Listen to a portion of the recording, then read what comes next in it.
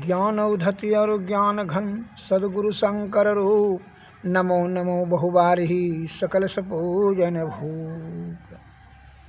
भक्तगणों को तथा धर्म अनुरागियों को मेरा हार्दिक नमन।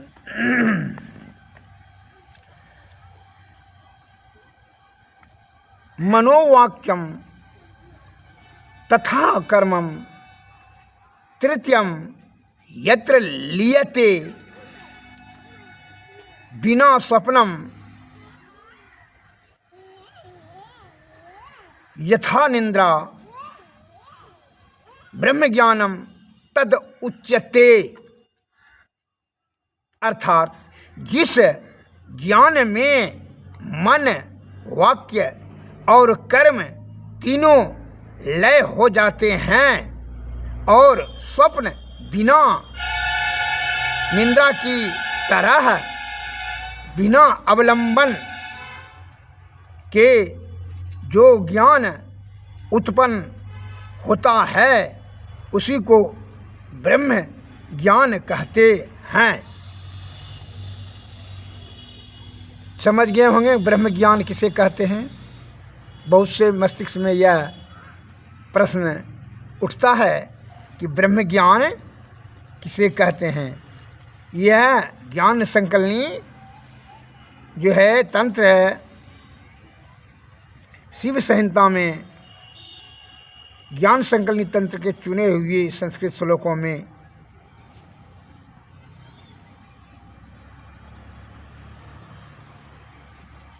से यह शब्द मैंने आपसे के समक्ष रखा। पुनः सुन लिया जाए। जिस ज्ञान में मन, वाक्य और कर्म तीनों लय हो जाए, मन मिल जाए, छिन्न हो जाए, जिस ज्ञान में एक ठो ज्ञान है कि चोर को चोर बुद्धि है, वो भी ज्ञान है। किसी को कमाने का ज्ञान है, किसी को ठगने का ज्ञान है, किसी को कर्म पर अहंकार है, किसी को वाक्य पर मद है कि बहुत हम बड़ा विद्वान है, पढ़े लिखे हैं, इसका मद है। तो जब ये इसको ज्ञान कहते ब्रह्म ज्ञान की बात है। जिस ज्ञान में मन, वाक्य और कर्म तीनों का लय हो जाते हैं और स्वप्न बिना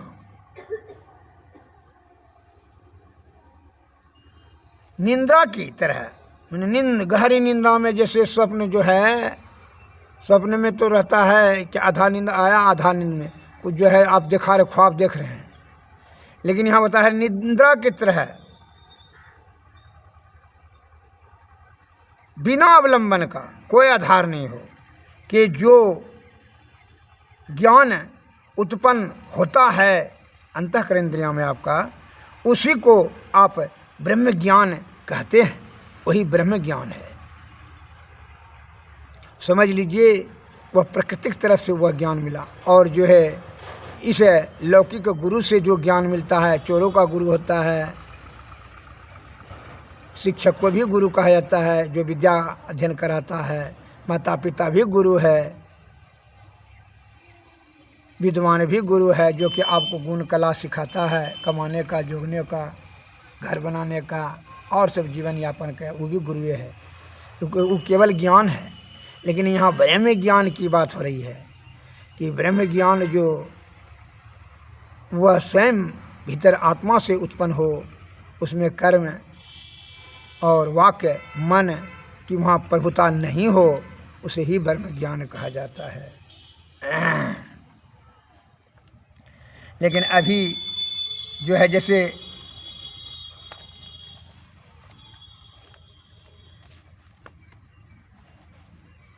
मनुष्य का जो है एक शब्द आया है, मनुष्य का खोपड़ी जो है समुद्र के भांति है। कामः समुद्र मा विवेश, काम सागर की भांति अतृप्त है। इसका ज्यों ज्यों पूर्ति करते जाएंगे त्यों त्यों उसमें कोलाहल होते चला जाएगा। यह खोपड़ी जो मनुष्य का है अतृप्त है। जब तृप्ति हो जाए तब तो वहीं से सुख प्रारंभ है। एक राजा ने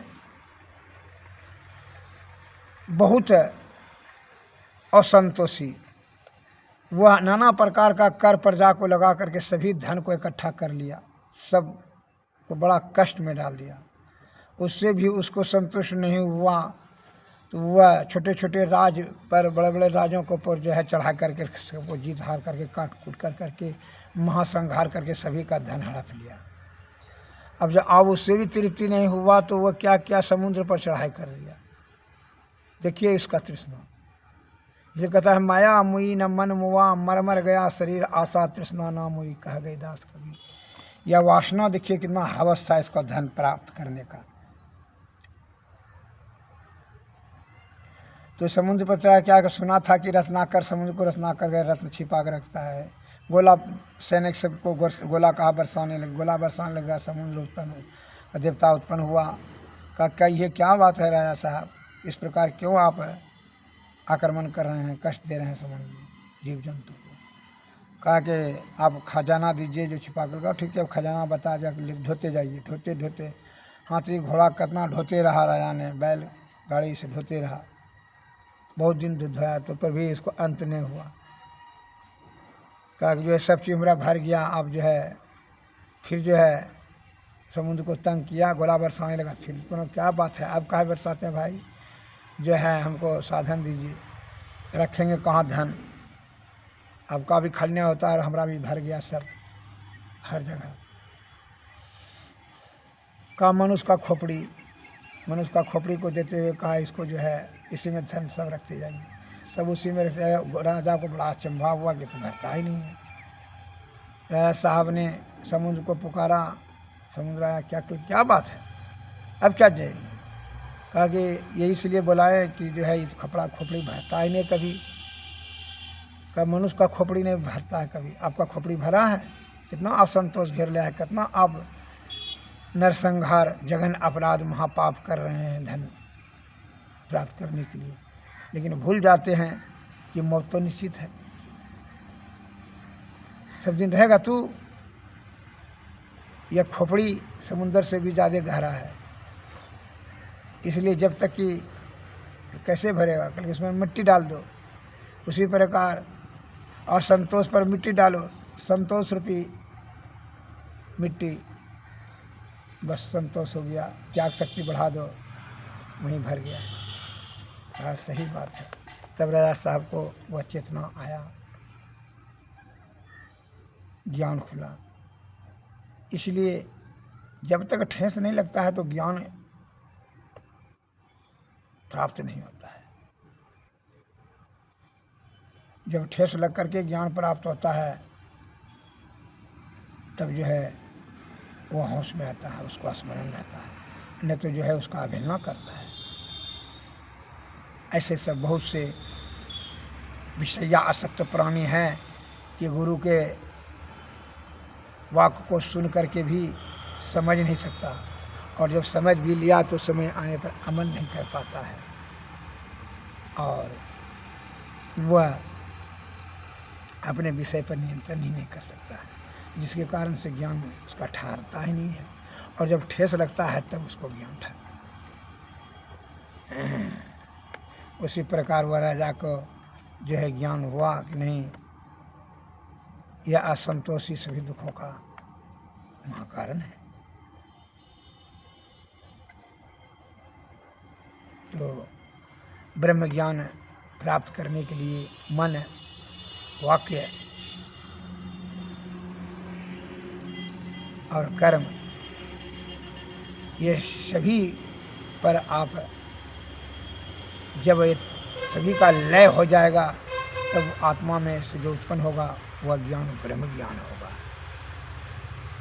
जिस प्रकार जब समुद्र के समझाने पर आत्मा में उसको ज्ञान उत्पन्न हुआ और वह ज्ञान से कहा कि अब तो सद्गुरु के शरण में जाओ, तभी जो है तुम विषय पर नियंत्रण कर पाओगे, और विधि बताएंगे। जब तक कि विषय पर नियंत्रण आप नहीं पाते हैं मन नियंत्रण में नहीं रहता है, अहंकार समन नहीं होता है, तो तब तक आप असंतोष बड़ा दुख की दलदल में आप भटकते रहिएगा।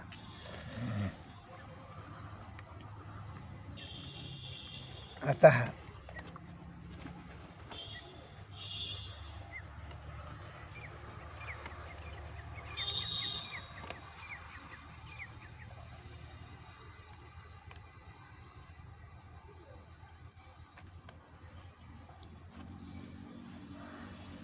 सदगुरु महाराज ने कहा है,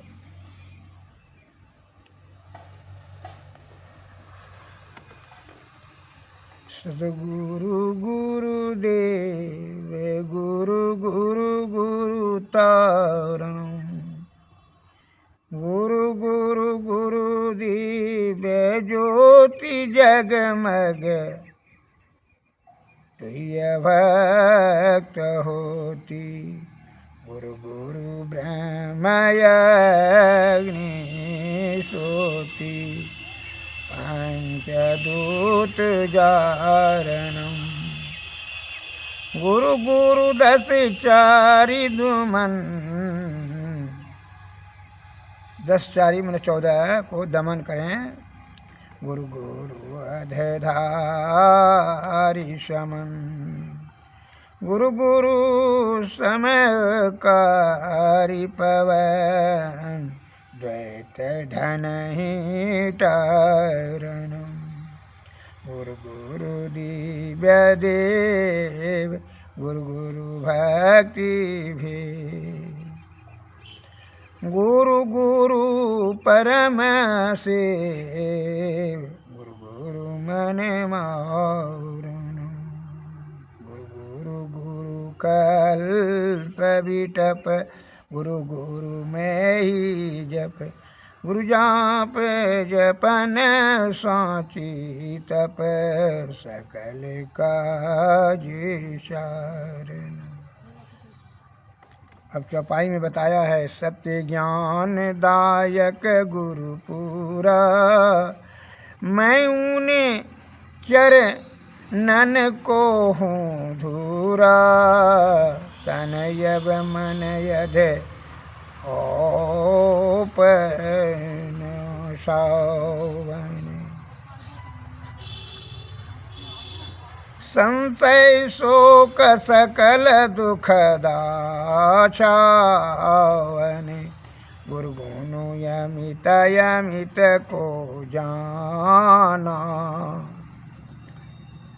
संक्षेप ही सब करतब खाना, तुझ भवे न सनम सतगुरु स्वामी, बार बार पद जुगल नमामि, मंद मंदताय सकल निवारण, काम क्रोध मद लोभ संभारन, हानि लाभ सुख दुख सब कारी, हर्ष विषाद गुरुदेय ठारी, राजत सकल सिरन गुरु स्वामी,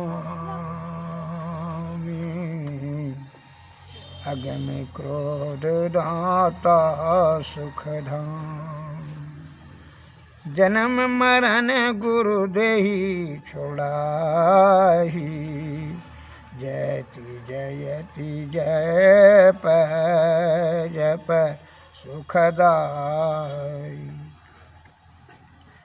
कृतीय पल निर्मल बुद्धि जाको, अधनि धनि सतगुरु स्वेद दया की, जगत तारण कारण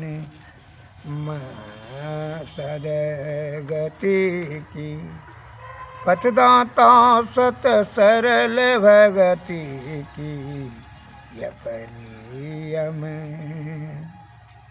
अपनियम सब में यति पूरन, सतगुरु महाराज की धन। श्री सतगुरु महाराज की जय। श्री सतगुरु।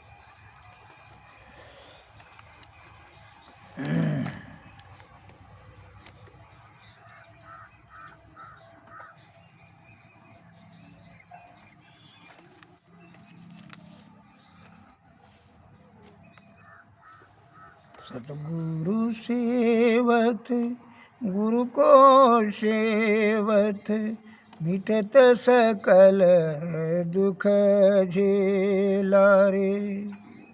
यह दुनिया दिन चारि बसेरा, यहाँ न मेरा तेरा रे। तेरा मेरा दऊ यम के हाथे, पकड़ी पकड़ी जिन्हें घेरा रे।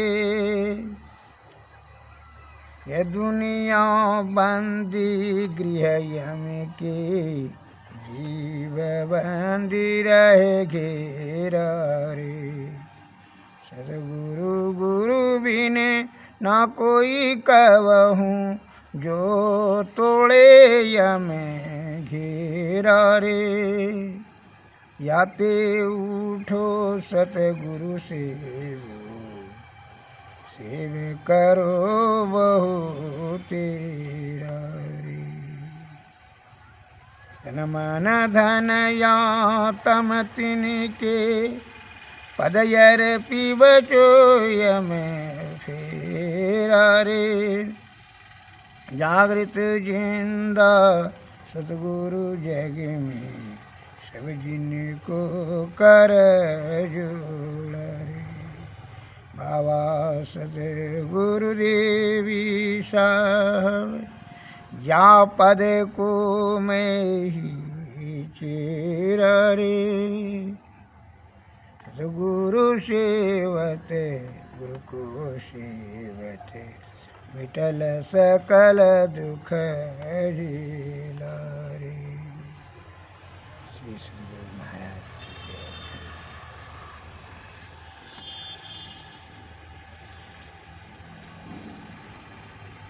सभी दुखों से अगर यदि आप चाहते हैं निवृत्ति हो, तो सतगुरु के शरण में जाइए। भजन भक्ति भी, यह 5 ज्ञान इंद्रियां से जो भी वस्तु आप सुन व समझ रहे हैं या देख रहे हैं, स्पर्श कर रहे हैं, यह नाशवान है। और जीवात्मा को अविनाश, जीवात्मा नाशवान नहीं है, अविनाशी है। और जीवात्मा को परम आत्मा की प्राप्ति होने से ही यह शांति और सुख में होगा।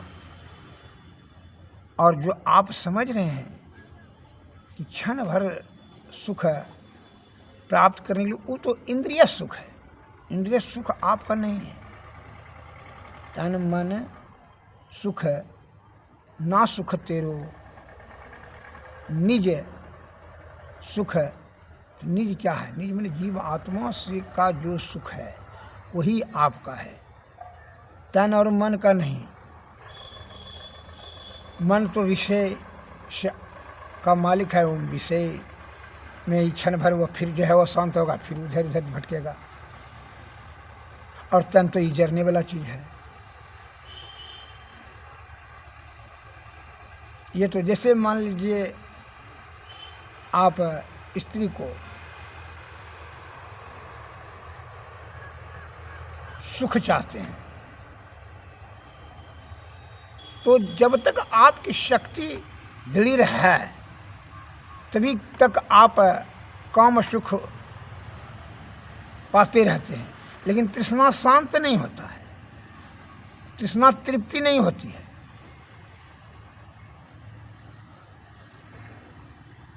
उससे क्या होता है? परम आनंद की प्राप्ति नहीं होती है।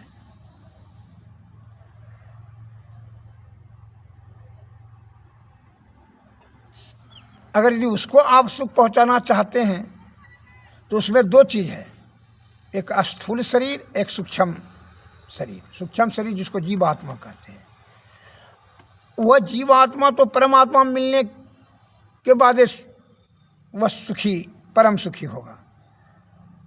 तो जीवात्मा को अब क्या उसको सुखी कर सकेगा? और अगर उसका स्थूल शरीर है तो स्थूल शरीर तो जरेगा,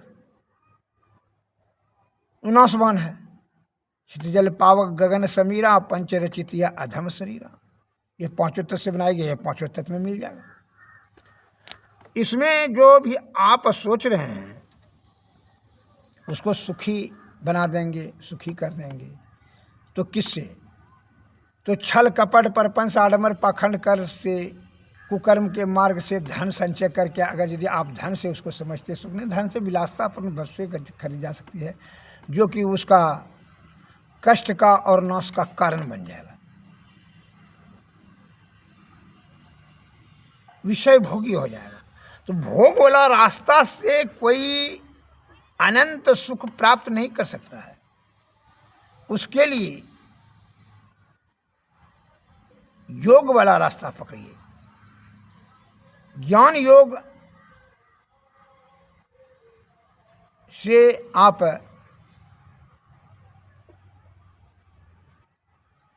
भक्ति का मार्ग, सत्संग का मार्ग अपनावें। इससे क्या होगा? सत्वगुण में रहकर सदगुरु के शरण में जाएंगे तो उनसे युक्ति मिलेगा, युक्ति से ब्रह्म की प्राप्ति होगी, अर्थात यह जीवात्मा का मुक्ति होगा। कहे कि विषया आसक्त होने से यह भटक गया है, रास्ता ही भूल गया है कि भाई कि यह परम आत्मा तक कैसे हम जीवात्मा को। कहे मृत्यु के समय में विषय में निरंतर रहने से यह 10वां दरवाजा का मार्ग ही भूल गया है। वह सदगुरु के कृपा से ही जाना जा सकता है। आप लोकल दृश्य से किसी अनजान जगह में जाएंगे,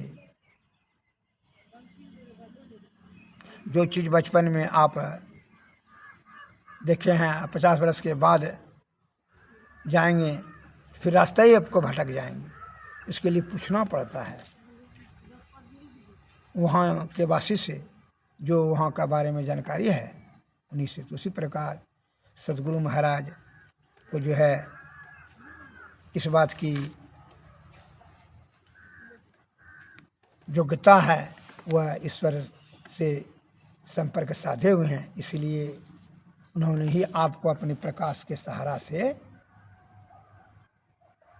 रास्ता बता देंगे ईश्वर प्राप्ति करने आता है। इसीलिए अनादिकाल से संत महात्मा लोग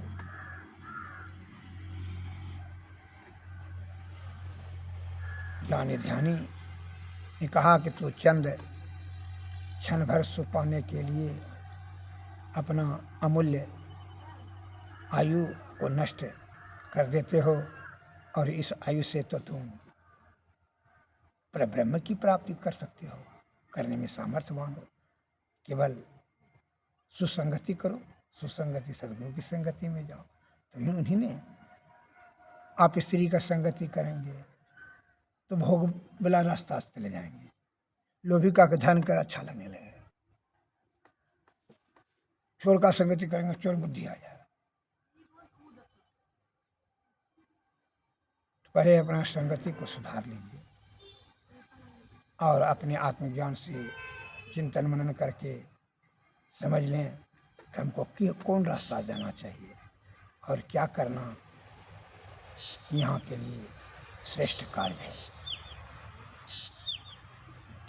आत्मज्ञान से चित्त और बुद्धि को विचार में रखते हुए उन्हीं का से विचार में आत्मचिंतन करें तो आपको समझ में आ जाएगा। श्री सद्गुरु महाराज की जय। आरती तन मंदिर में कीजिए, दृष्टि जुगल कर सन्मुख दीजिए, चमकै भी जो सूक्ष्म अति उजल, ब्रह्म ज्योति अनुपम लख लीजी जगमग जगमग रूप ब्रह्मंड निरखी निरखी ज्योति तज दीजी शब्द सूरत याभ्य सरल तर करि करि सार सवद गहि लीजी ऐसी युगति कया गढ़ त्यागी भव भ्रम भेद सकल मल छीजी भव खंडन आरती यह निरमल करिमे ही अमृत रस पीजी आरती तन मंदिर में कीजिए दृष्टि जुगल कर सुन मुख दीजिए। श्री सद्गुरु महाराज की जय। श्री सद्गुरु महाराज।